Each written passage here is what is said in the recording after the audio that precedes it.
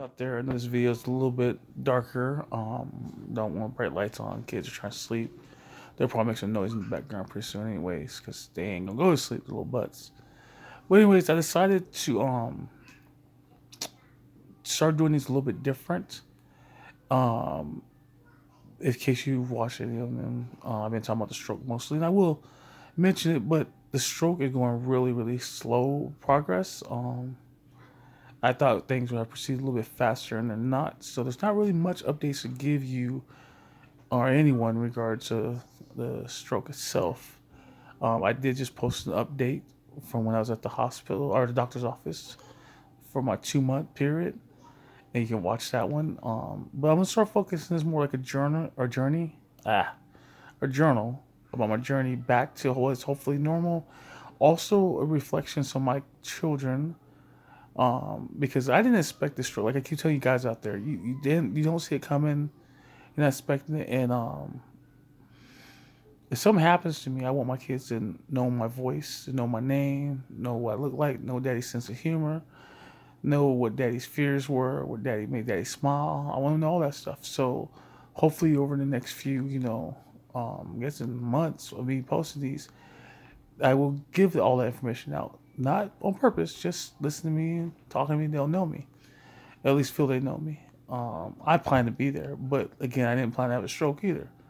So that's for my kids, for my lovely wife. She'll remember me because I drive her crazy. But this is also partially because what she missed out too. Her father passed away when she was young. She has no memory of him. Don't know, barely knows his voice. I think someone was nice enough. His best friend had some recordings of his voice. But that's about all. I mean, that's all she has. And even if he had just done this right now, what I'm doing for like 5 minutes, it'd be the most watched video on YouTube probably, because her and her sisters would have been watching it, and mom would been watching it. It would have been amazing for them to have it. And so, guys out there, think about this. Do something like this for your kids, even if they're little. You don't think they're gonna know or care. They trust me when they're 20, 30 years old, when they're off at college or they're about to get married, and they can look back and listen to one of your stupid rants or random rants about something. It can make them feel good. It's gonna make them know that dad's there, kind of. And again, stroke ain't no joke. Never thought would happen to me. So what I'm gonna talk about right now is I'm trying to do one each day, but like I say more of a journal thing because it was hard giving updates on let's say on this situation because ain't nothing changing really.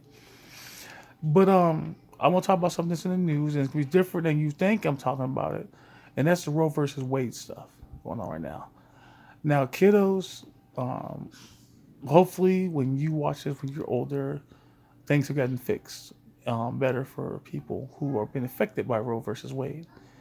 Hopefully by then you know what it is. It's still some talked about. Maybe something has happened, but I'm not gonna go into all the details. You can look it up. I want you guys to learn from Daddy too. So look up Roe versus Wade, kids, when you if you don't know what it is, because it might not even be talked about at the time. Because what's going on with it right now, I would never guess what's gonna happen.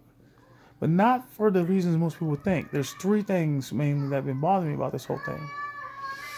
The first one is if Roe versus Wade is overturned, like it looks like it's gonna be, not only are we talking about taking rights from women, we talking about giving power to men. Now, men have always been in power. I mean, that's just the way things go. I mean, I'm not trying to be a misogynist or anything like that. It's just that's the way life has been for the most of the human existence. Is men been in charge? But as a society, especially the United States, we've tried to make some strides to get some equality out there. Women rights movements, things, in general, just trying to get equal pay in the workforce, all this stuff.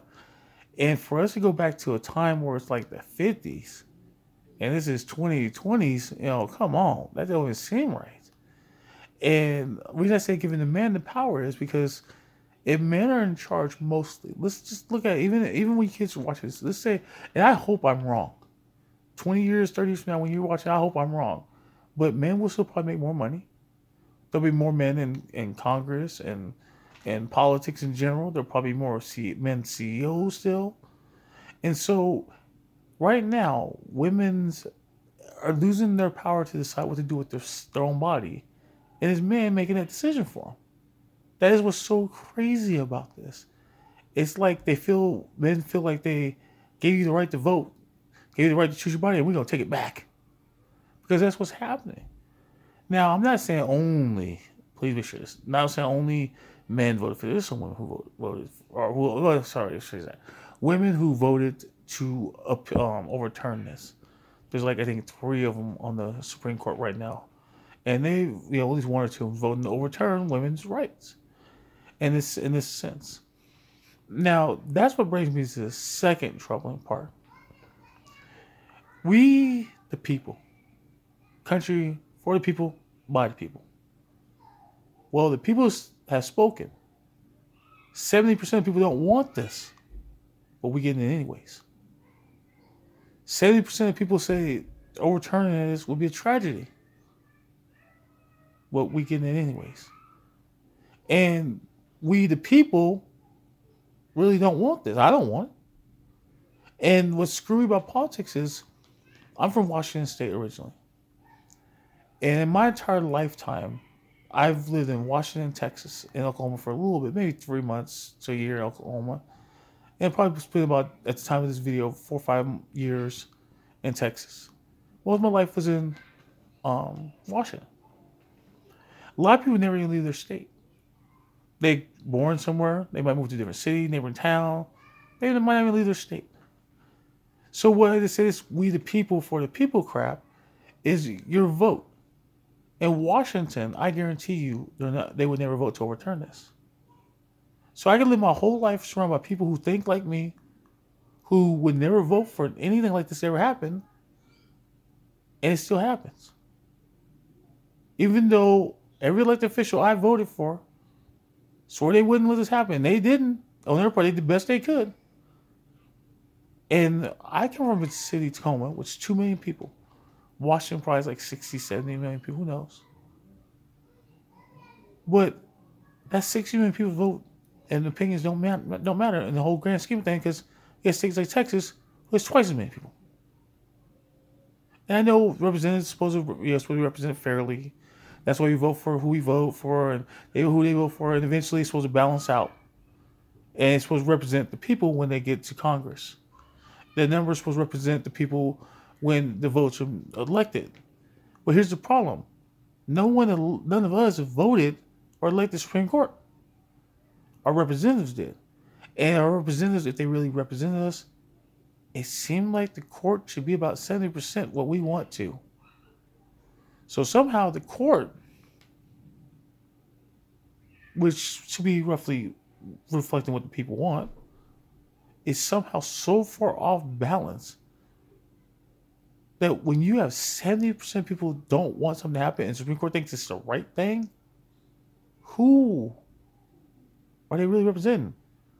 We the people always meant the majority, not the few minorities out there. And I don't mean minorities and groups, I'm talking about the few fringe people out there. And this is why I'm worried about you, for you kids. This is number 3. This is all this ties together, and this is why I'm really worried about your future. Romeo, Cass, Latina, Merciless, you're all mixed race kids. Now, right now, it has pretty much been since I've been alive, and I'm pretty sure before this, the most protected group in our country is white women. So let's keep this real. If white women are the most protected group, and you'll see it too. That's why the term Karen is this. You ain't heard no Jemima or Juanita. It's Karen. Ain't no Xing Chong. No, and I'm not rich. I'm saying I don't know many Asian names. It might be Xing Chong. I don't know. Ain't no black lady out there. We talk about Karens, the most protected group. We know it. And by pure numbers, Roe versus Wade will affect more white women than anyone else. Because there's more white women than there are any other race of women in the United States. And if white men who run the country can say F you to white women, kids, you might not stand a chance. I know being a black man, easily, I'm the least protected. We get killed by white men more than anyone else. We get killed by everybody. Even our own people kill ourselves. We are the most killed demographic in the United States. So if they can go after white women and take their rights, you know what else was a pretty much a crime in the 50s? It was a crime a little bit before that, around that time period, interracial relationships. Now, people say, "Oh, no, that doesn't true." No, no, no. There was laws on the books still that said you could not marry outside your race. And if you were dating outside your race, oh, let that happen. You talking about marriage? Walk down the street with a black man in the 50s holding a white woman's hand. It didn't go well for you. I don't know what. Maybe someone can post on here what part of the country they lived in the 50s where people were joyous about it, celebrated, put you on the cover of the telephone book or something like that. The town have the little the church has a pamphlet and you and your mixed race relationship was on the cover of it. Please. And you guys are all mixed race. If they and that's why people are super slow. If they take this back from women, from white women, what do you think you're gonna take from us? I mean, we used to joke about getting arrested on Friday because you were black on a Friday night. That might become a law. That's a little bit far fetched, but it might. It really might. I don't know. I just know I've been stopped before many times for being black, and it seemed to slow down a little bit as I got older. It seemed. I mean, I've been stopped on a bicycle for being black on a Friday night. Literally, I was riding down the street one time, and the police officer stopped me and asked me for identification. It was like 2 in the morning. Well, the funny thing is, I wasn't wearing dark clothing. I was wearing just like a regular, I don't know, like blue jacket or something, jeans, nothing major. He stopped me. And when I asked him why he stopped me, I was like, what did I do wrong? You know, he's like, I just want to, make sure you're not vagrant, blah, blah, blah. And I was like, vagrant? He goes, yeah. Plus, you entered into the different town. I lived in a town called Aberdeen. And I just crossed over into Holcomb city limits, I guess. Maybe like 3 feet into it, I guess. 'Cause I didn't even know I didn't know there were different towns. And so he wanted to see my ID because Holcomb had a helmet law. Helmet law. 2 in the morning. You don't think he had something better to do on Friday night. But anyways, I guess I was breaking the law, but the funny thing, he didn't citate me. And he also did mention the laws I knew the towns had, which is reflective gear, night light, and all that other stuff. I didn't have none of that. But because I didn't have a helmet on. And I just crossed about 3 feet into the new town. So like I said, if that stuff happened to me, that was like 2000, I think. If we go back 56 years, like taking away women's rights, it's going to be ugly. Because they keep saying after that, gay marriage, which I ain't for or against, that's your business. But they're going to try, that's next. And they say after that, probably interracial marriage. And there's actually no exaggeration, kids. Look this up. Hopefully it's still on the books. I think it's Mississippi. Still actually has it on the books that it's pretty much illegal to be interracially married. It's like one of those things like how some counties have you can't drink on a Sunday in this town after 4 p.m. or somewhere. It's some weird thing that says, and they're trying to force it through to make it actually like not just county law or a little small town law, to make it state law that you cannot interracially be married. And so it's just a crazy world we're going to, kids. And I want you guys to know how it was, and hopefully it's better. And also, Daddy's, as you can see with my eyes, a little bit wonky still. Daddy's gonna be fine. But if he's not, I love you guys. And if you're watching this because Daddy's gone, that'd be horrible. I don't want that. I really don't, kids. I love you guys so much. You gotta at least be old enough. I gotta be gone. Like you'll be like in your 60s when I'm gone. I know that puts me in the hundreds, but so what? Why can't I live to 100, right? I mean, I ain't gonna jump in no ice pool and nothing to prove that I'm cool. I'm gonna do everything I can to stay alive, kiddos. Anyways, that's what's going on right now. We got this Roe versus Wade thing going on, and it's pretty wonky. And yeah, I hope things turn out right. But again, like I said, we the people, it don't make no sense. When 70% of people don't want it, and we're gonna be forced to live with it.